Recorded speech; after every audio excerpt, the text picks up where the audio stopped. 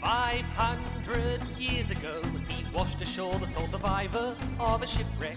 And upon the skull of the man who killed his dad, he said, "I'm mad, I must eradicate piracy, injustice and cruelty." And G'day, this is Expand the Phantom podcast. Our website is chroniclechamber.com and you can subscribe to our podcast via YouTube or through your favourite podcast apps. This is episode 239, which is titled New Year's Resolution. Let's read some back issues. Basically, we have got a few reviewers from the Chronicle Chamber extended team and some others who are going to dig out an old issue and going to give us their thoughts of it. And basically, it's going to encourage, or hopefully, it will encourage you to, during the New Year's and Christmas holidays, dig out some old Phantom comics, have a bit of a read, and have some fun. Want to relax, whether it's in the snow against a fireplace, or under the air conditioning if you're in Australia and Brazil and stuff like that as well. So dig out some old issues, have a read. Hopefully you enjoy the stories that we've selected, the team has selected for you. With all of the discussions recently about the prevalence of AI scraping, doom scrolling, online bullying and the like, I thought for my review from the vault, I'd escape back to a simpler time, when the internet was still seen as this new and wondrous thing with limitless possibilities, and it wasn't compacted into our pockets. That time is 2006. The iPhone is still a year away. The Nintendo Wii has just been released and it's getting gamers off the couch and moving. Google, however, has just bought YouTube. And so with this new digital age just around the corner, our hero, the Phantom, enters the fray and is caught in cyberspace. The Cyberspace Saga is a 4-part adventure written and drawn by Team Fantomen creator Hans Lindahl, consisting of the stories Death in Cyberspace, Lost in Cyberspace, Duel in Cyberspace, and Chaos in Cyberspace. The saga opens with the Phantom reading a newspaper article in the Skull Cave reporting that a Professor Protheroe has developed a technology that creates virtual computer environments as real as the world we live in. This sparks the Phantom's interest, as the article states that the technology can recreate history. So the Phantom thinks that this is the perfect opportunity to travel back in time to 1756 London, where his forefather, the 10th Phantom, was accused of murder, so that he can find out what really happened and clear his name. Now, any video gamers checking out this review may see some similarities here between this story and the popular video game series that was first released in 2007 called Assassin's Creed. In that game, players enter what's called the Animus to travel back in time to take the role of your ancestor, in this case the assassin Altair, to live out the events of Altair's life during the Third Crusade, as he completes quests across the Holy Land to regain his honour.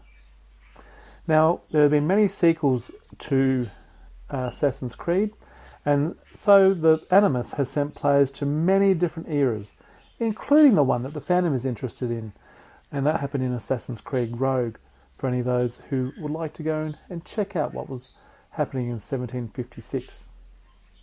Now back to the story. The Phantom arranges a meeting with Professor Protheroe, but when he arrives at the computer labs, the Phantom finds Protheroe dead of a suspected stroke while still strapped into his Animus-like device. The Phantom, being the natural curious hero he is, enters the Animus-like device so that he can see for himself what may have happened to Protheroe, and is zapped swiftly away into cyberspace. However, it's not to 1756 London, but to a prehistoric times. And so starts the Phantom's adventures as he strives to solve the mystery surrounding Protheroe's death and what is really behind this virtual reality game. Across 4 issues, the Phantom discovers that a group calling themselves the Titans are behind this virtual reality game, and that even though on the surface it seems that their work in developing this technology is all above board, we soon discover that they're not playing the game for enjoyment or escapism, but for their own nefarious purposes. I'll let you read to discover what they are. We are introduced to a number of characters throughout the saga. Of course, we have the 21st Phantom. He's the main protagonist, and he is aided by Dr. Laman de Luaga, who is now serving the people of the slums of Bengueti as a doctor. However, it seems that he still has some pull in government matters, as he seems to have no trouble accessing government buildings, and staff still address him as president. Of course, there's the Titans, who are a group of computer genius criminals using the cover of a virtual reality game, which is called Olympus, for their own nefarious purposes. Of the Titans, we meet Professor Prothero, who is getting cold feet on their plans, and in the first story we meet Sable Q. He's the main enemy in the first story as he battles the Phantom. In the second story, we're introduced to Gaza, who's a petty thief in London who hides out in a local arcade and stumbles upon the game Olympus through a portal from the game that he was originally playing. He becomes what would be best described as a co-op player in the Phantom's mission against the Titans.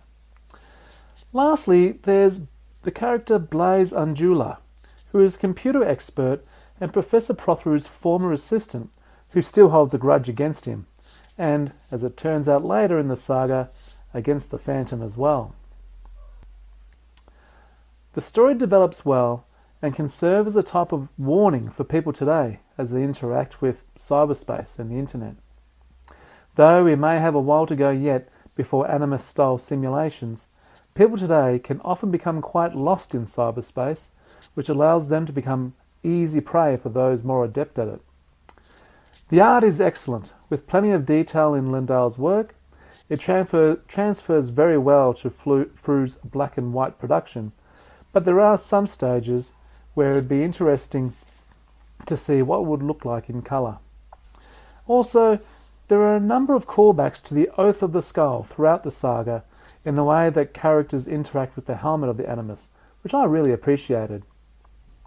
Finally, Blaise is a very well formed out character, and it would have been great to see her pop up in future stories.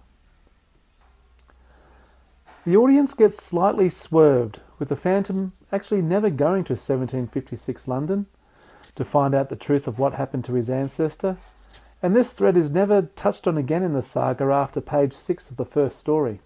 I'm unsure if this ever does get picked up in any future story. If it doesn't, well, there's an opening for a new creator.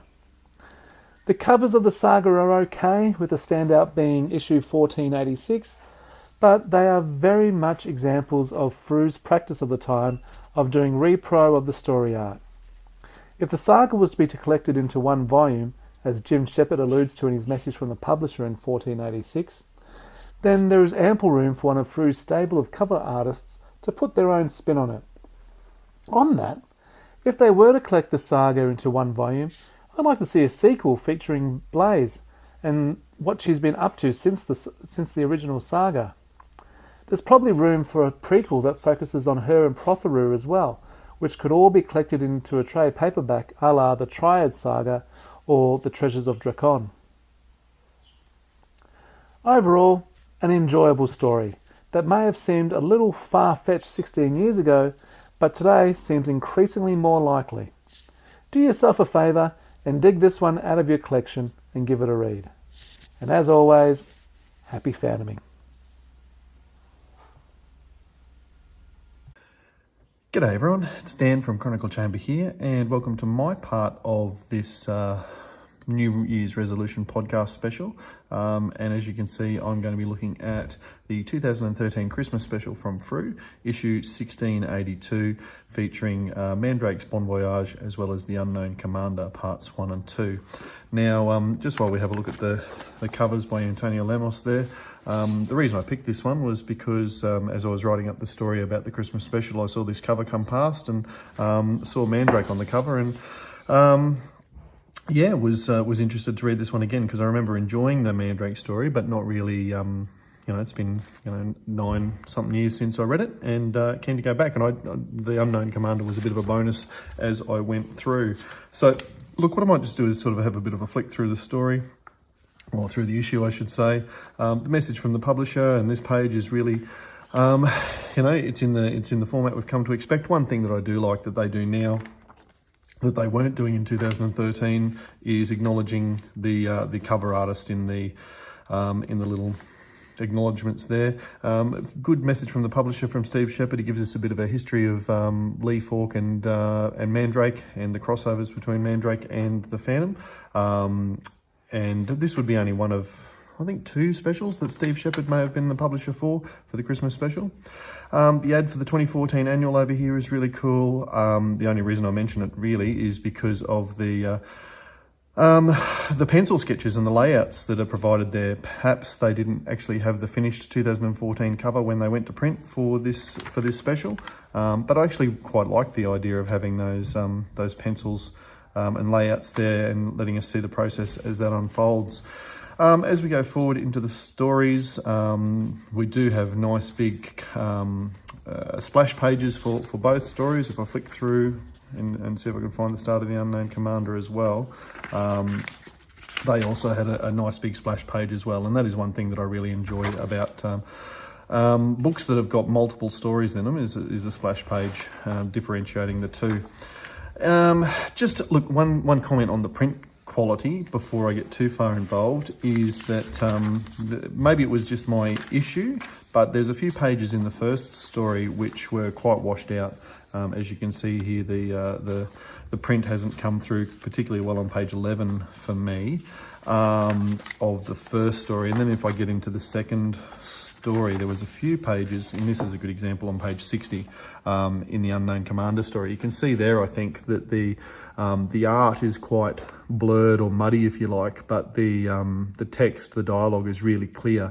So not sure what happened there in the printing process or how that came to be. It was only on some pages. Other pages, like page 61, the facing page is quite good, but just an example, I guess, of the print quality that we were getting from Frew back in 2013. The stories themselves, I really enjoyed. Tony DePaul and Terry Beattie's work on Mandrake's Bon Voyage is really clever. I like Terry Beattie as an artist, and really did enjoy his Sunday stories. A lot of people did. Tony DePaul, I think, has really handled the crossover quite well in this. You can see here that right on the first page, we see Mandrake gesturing hypnotically. We have the old man, though, not being really fooled by it, even though the young bucks in the band are quite confused. And then, gesturing hypnotically again, and both Nada and Diana are probably a little bit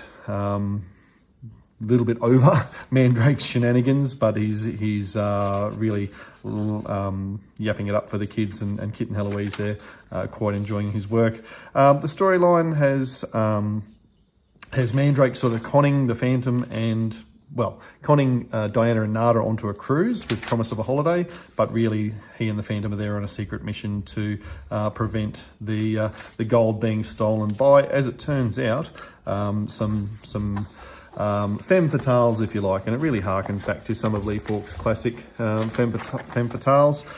That said, these 3 girls, and without spoiling too much, those 3 girls are patsies, if you like, and don't really know the full picture, as deadly as they might be. As we go through, I do like with Terry Beattie's artwork, the way that he's using different panel sizes, and I haven't gone back to have a look at the original Sunday to see if he had big panels like this one on page 14 or page 16 in the original Sunday, or if that's the work of Frew and the way that they've put it together. But it makes for a bit more interest as you go through. Mandrake gesturing hypnotically again. He really is an active character in this. He's not a secondary character to the Phantom, and in fact, if anything, you get to the point, and here we are on page 22, where Mandrake is offering to do another trick, but actually no, Phantom says, I've got one of my own, and we have Phantom moves faster than lightning, as an old jungle saying, come into it, and love seeing those come in, and having Phantom be a genuinely active hero in this as well. Interesting then that the story sort of switches gears, and then we have another one of those great big panels from Terry Beattie on the page 26, and again on the facing page, just the different types of framing that he's done there.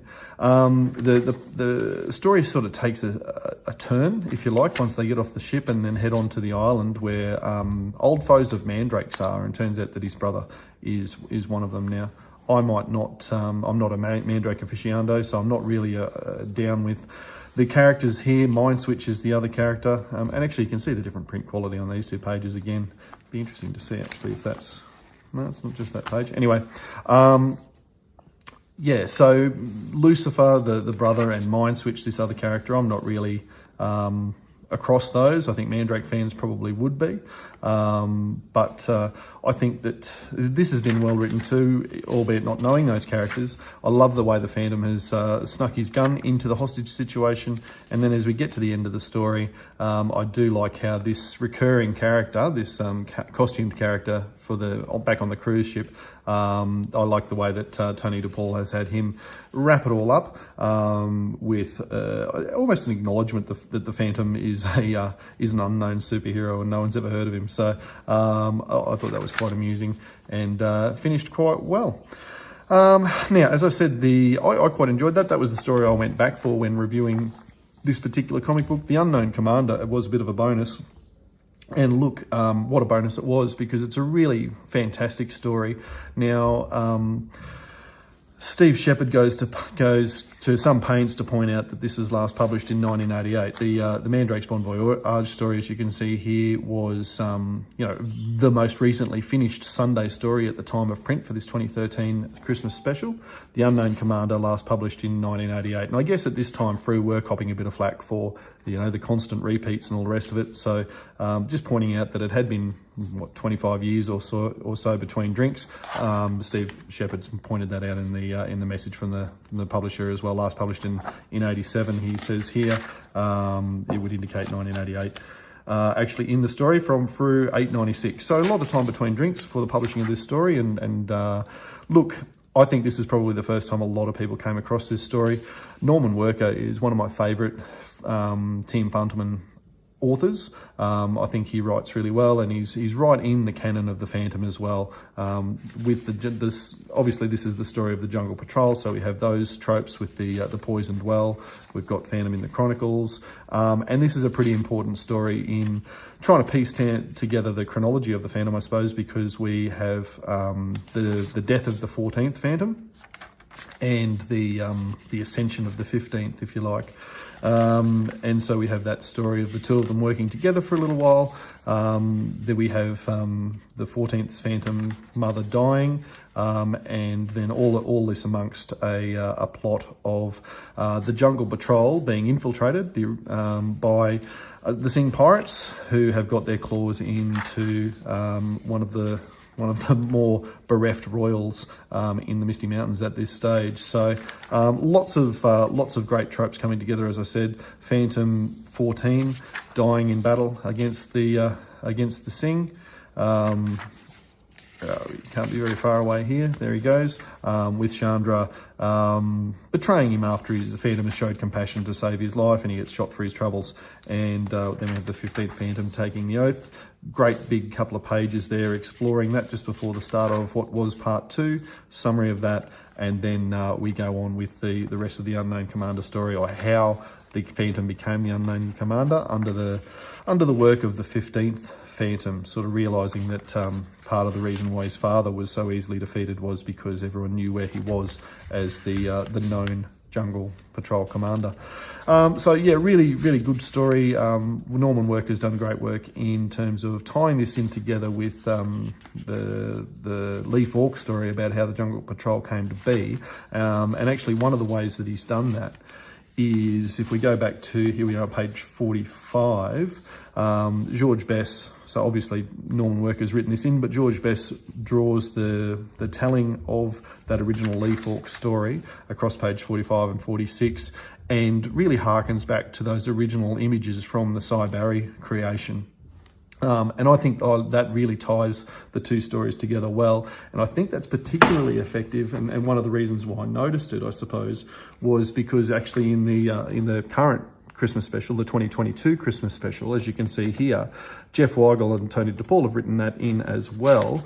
Not so much with that one, but here we are, on page 23 and 24 of the 2022 Christmas special, we've got Jeff Weigel drawing exact scenes from the Seuj Abir story of Junkar.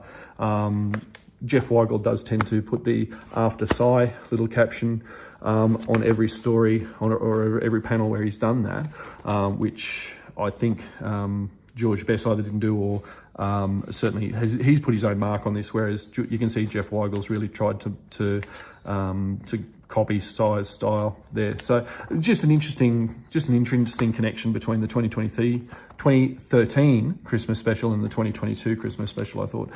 Also interesting to see the development of, we've got colour pages here. The print is fantastic in the 2022 Christmas special. We'll talk about this in the podcast soon, I'm sure. But also just the print, the paper that's been used. The difference in weight between these two issues is significant. And actually, if I hold it up like that, you can probably see the difference in thickness between the older book and the newer book, both 100 pages, but significantly higher quality book, the 2023 special, which I guess, it's double the price, $6.50 back in the day versus $13 now. So that's what you're paying for, I suppose, if people are asking about inflation and stuff. But anyway, enough about the 2022 Christmas special. As we finish off the 2013 special, we've got a couple of ads at the back. Including this one for Limitless Visions, and I always like going into seeing the ads for what Phantom merch was available back in those days.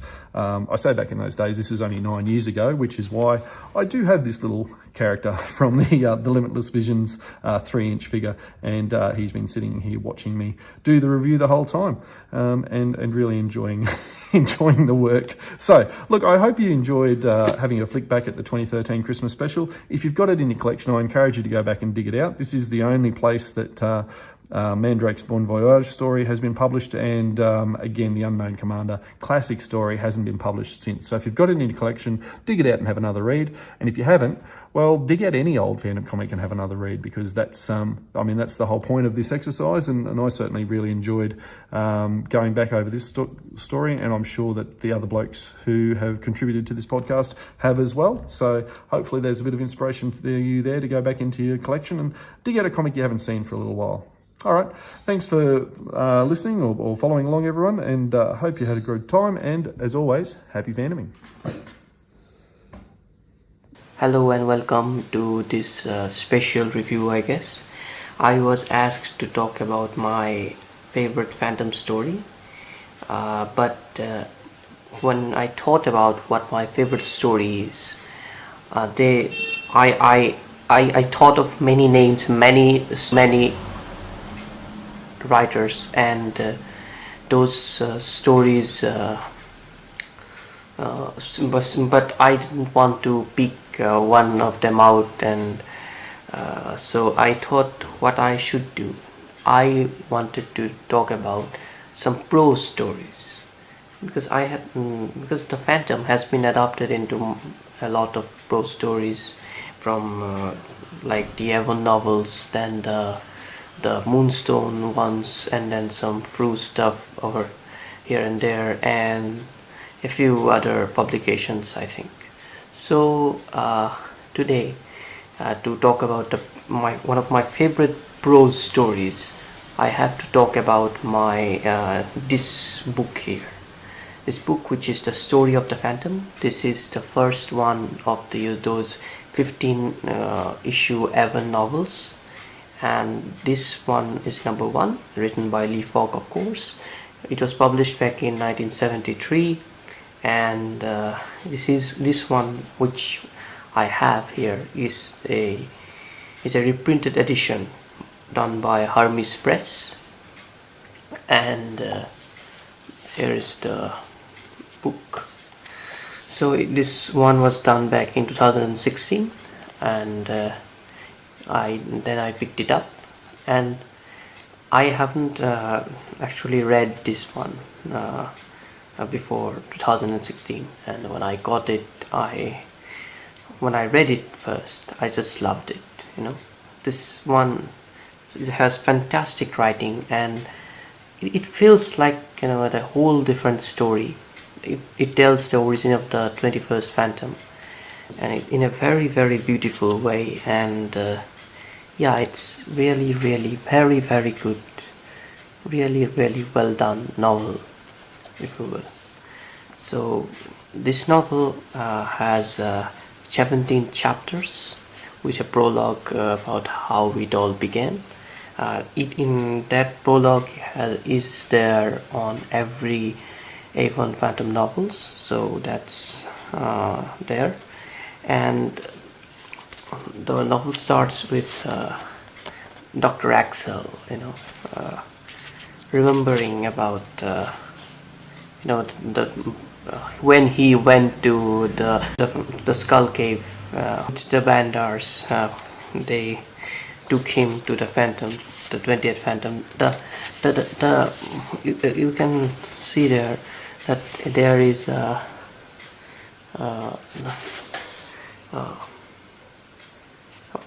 there's the description of the 20th Phantom, which I really liked.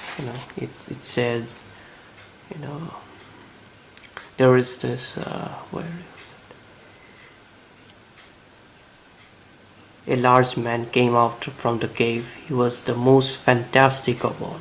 He was masked and wore a skin-tight costume with a death's head on a brown gun belt that bore 2 pistols. The masked man came bounding towards me. He was huge, with massive muscles, a supreme physical specimen, and he was tall, that kind of thing. This really, the novel is, described in a very, very fantastic way, and it details every single part of the 21st Phantom, taking over his charge as the 21st. In the end, he buries the 21st Phantom, the 20th Phantom, and then he becomes the 21st. Long live the Phantom. This is the last chapter, and he, it's really, really beautifully described, beautifully written. I just recommend it, for every Phantom fan. It has everything you want from a Phantom story. I really recommend it a lot. So I think that's what I have to say about this novel and all the other novels. I think not all, because some of them are not that good, I think, but the Lee Falk ones, which I should recommend to you. And this one is probably my most favorite ever novels of all 15, and I just love it, and you should love it because the way it's written, it's remarkable. I felt like when I was reading it, I was visualizing the growing up of the 21st Phantom, and it's like a movie. It can be adapted into a movie. If anyone adapts the Phantom into a movie, this should be their handbook, their guidebook. And that's all I have to say about that. And thank you very much. That was my review. G'day. This is going to be the comic that I am going to discuss in this special New Year's podcast. Through issue 1440, which was published in 2006.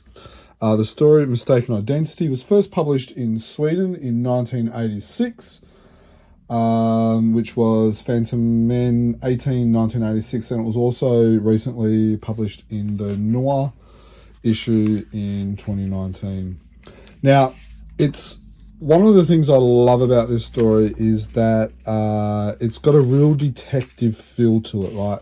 It opens up and then there's a bank robbery of $2.7 million and the Phantom is on the trail, and then it's kind of like as the title says, Mistaken Identity, and you go through and the Phantom kind of stumbles his way to solve the riddle of the bank robbery.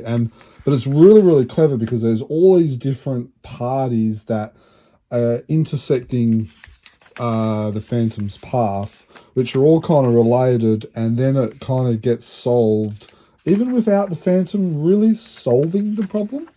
One of the things I really enjoy about it is the depth of the writing. It was penned by Kharelli, which is a pseudonym used by Eric O'Dyle.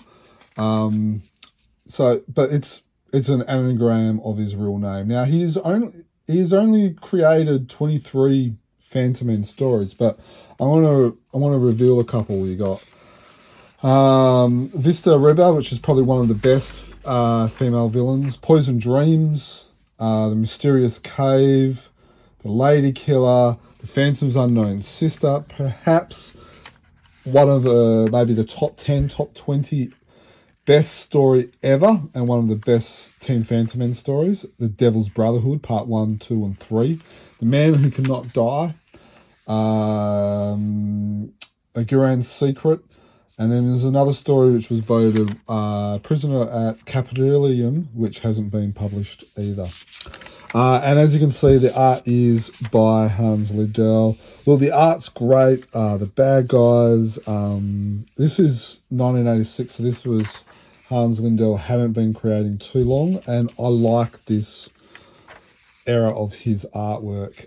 Look, it's a great story. It kind of bumbles around. You're not really sure where it's going. There's lots of characters. It's a bit of a whodunit.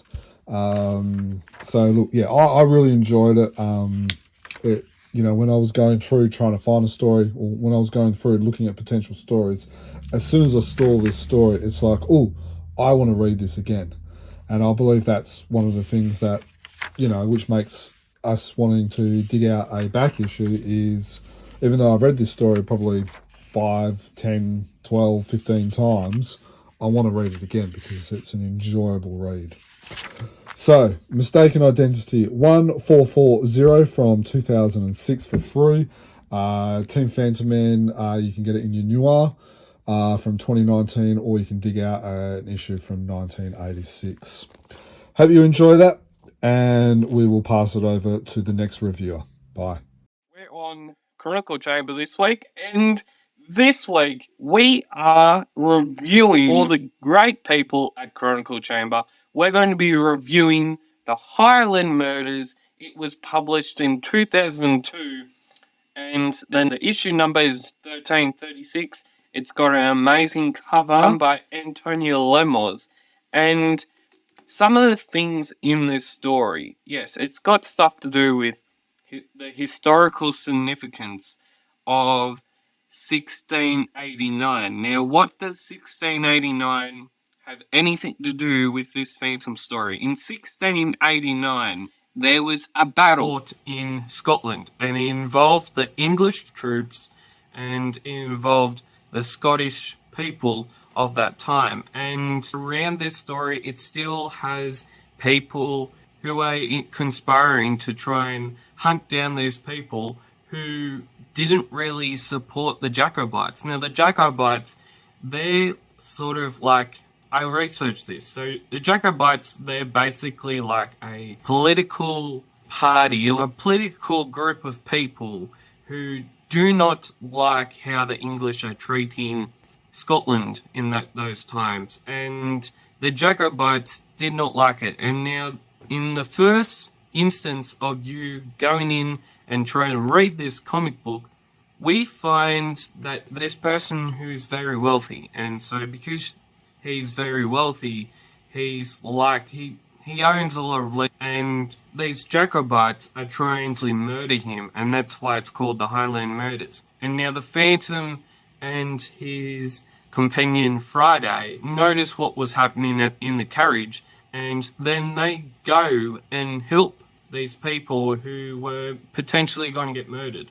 And then we move on, and person who was going to get murdered was Lord Rennie. Now, Lord Rennie, he goes to his old castle, his family ancestral castle, because at the start of this story we find out that Lord Rennie has just recently married another wife-to-be, and so they're going to this castle and they're having their first night together, and then we find out that they were having dinner, and one of the main characters in this story is called Mrs. Baxter, and they're having dinner, and the lady that he's just married spills some wine over his plate. Now, we don't realise what this person is, who this person is, and then we move forward. The Phantom works out that, hey, there's a person trying to come in here and try and murder this Lord Rennie, and now he's not having any of it. And who else is involved in this murder attempt? Yes, it's none other than the woman who he has just married. Yes, it is the lady is a conspirator with this Lord Rennie, and yes, that wine that she spilled on his food was basically poisonous. And then they find Lord Rennie in the morning. They find him with a knife in his chest. Now, how do we explain how the knife got in there? And the Phantom explains that the Jacobites, the two men that were trying to come and murder this person, are actually, they were diverting the people's attention to what was actually trying to happen. And we find out that all of this comes to an end, and what happens to the lady? Falls into a gaping hole in the floor, and basically, yeah, she's dead. Basically, she's dead. And people are then tied up, and Phantom going back to England and eventually making his way to Bengal. It is a beautiful story.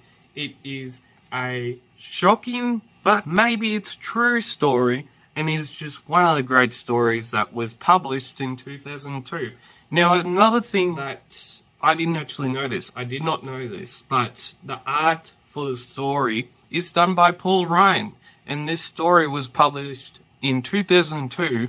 The writer for this story is by Michael Bishop, and this was published in 2002. I did not know that Paul Ryan did Fantomen stories, because this story was originally a Fantomet. It was a Sweden story. I very much enjoyed this story. I hope you enjoyed this video for Chronicle Chamber, and as always, you can look up us on YouTube at Phantom Cave Reviews if you want to subscribe, and as always, as the famous catchphrase says, keep Phantom Cave.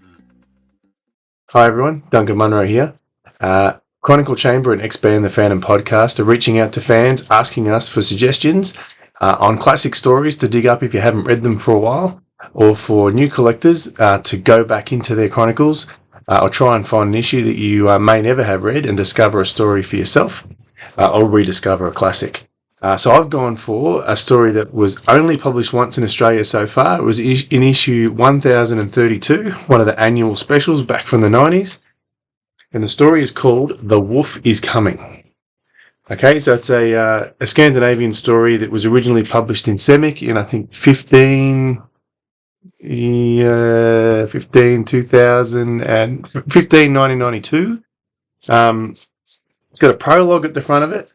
Amazing art by Caesar Spadari, as all his art is, and a fantastic story by Sverre Arnst, which is a fairly simple story, but if you read through it, it's got some great traditional Phantom elements to it, like he's operating largely on his own, he's out there on adventure, he stumbles across some unintended consequences of what he's been doing and where he is. He gets to bond with nature, and we see his affinity for animals in this story. And it tells the story of the 17th Phantom in the mountains of Vermont in the United States. I won't go into spoiling it because I want you to go back and dig it up and read it. But he comes across some bad guys, he comes across some good people, and he comes across some animals in trouble, and he supports those animals as well. showing the Phantom being the all-round hero that we all know that he is. The ending brings us back into Bengala and ties the story together quite well, including a little bit of retconning of Phantom history by our Scandinavian creators. Everyone who knows me well knows that I love a story that fills a gap or helps to colour in some of the tapestry that is the Phantom's history. And this story, The Wolf is Coming, does that fantastically. So if you've got it in the collection, dig it up and have a read this holiday season. If you don't have it, get on eBay, get on Trader Joe's, and try and find it. Otherwise, have a great Christmas, happy holidays, happy Fantoming. Hello, and welcome to a Chronicle Chamber. Read some of the past issues Christmas special review. I'm Ankit from India, and I will be reviewing the story The Castle of Evil from Frew the Phantom 1047. And originally, as it's a Team Fantomen story, so it's in Swedish, but the first time it was published was in 147, number 147 issue, and it took me a long time to find this, and it was quite difficult, but it was all worth it because the creators on this is Hans Lindahl on the art, and I think I'm not sure the story is by 1 second.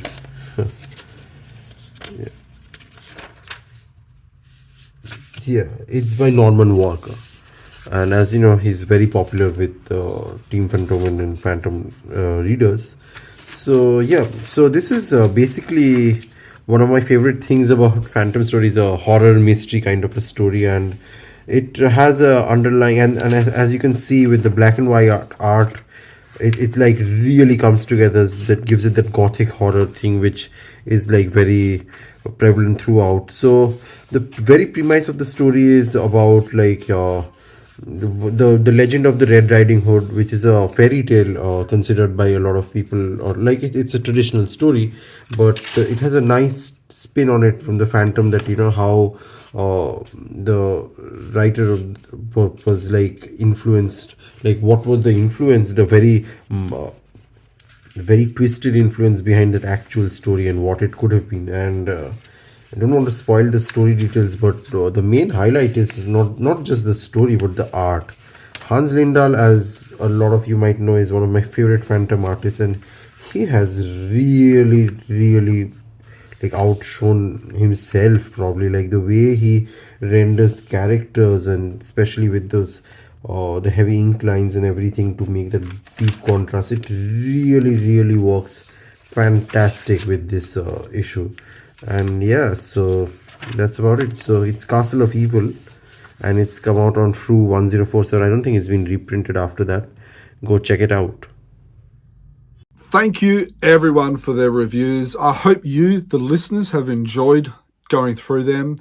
If you have dug any of them out and given them a read, whether you agree or don't agree, please give us let us know. You can contact us via our email address, which is chroniclechamber@gmail.com. We're all over social media. We're on Twitter, Facebook, and Instagram. Our links to those are on our website, which is chroniclechamber.com. A huge thank you to listening to us. Don't forget you can subscribe to us. Stay safe, enjoy your holidays or whatever's left of it, and read some back issues. Happy Fantoming, everyone. Follow me, so evildoers will believe that this man cannot die. The Phantom, the ghost who walks. The Phantom, enemies beware. The Phantom's always there, but you won't mind the Phantom.